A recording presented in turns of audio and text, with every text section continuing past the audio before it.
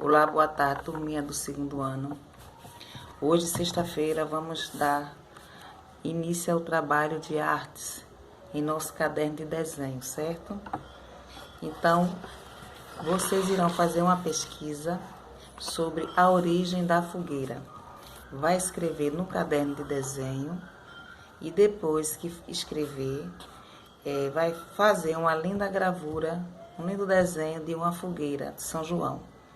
Ou você vai desenhar a fogueira de São João, ou vai colar a imagem da fogueira, certo? Então, você faz a pesquisa, a origem da fogueira, para descobrir por que é que acontece de acender a fogueira, né? Eu acho que algumas pessoas não sabem.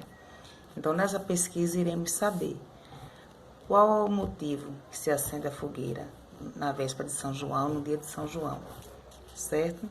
Aí você vai fazer assim, ó, no seu caderninho de desenho, né?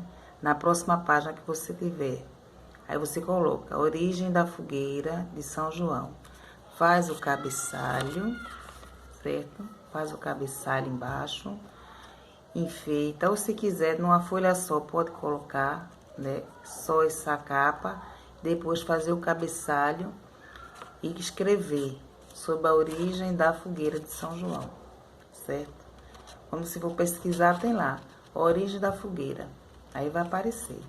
Por que é que se acende a fogueira de São João, na noite de São João, certo? Depois, ou você cola a imagem de uma fogueira, ou você faz um lindo desenho da fogueira com as pessoas em volta, pode colocar desenho de milho, certo? E vocês só precisam me entregar, enviar esta foto no dia 12/6, certo? Sexta-feira de hoje a 8, certo? Quero ver esta tarefinha bem linda de artes, bem linda e maravilhosa, como vocês sabem fazer, ok?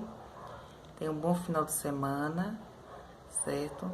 Continue se cuidando direitinho, lavando a mão, usando sempre álcool em gel. Beijo para vocês, até segunda, se Deus quiser.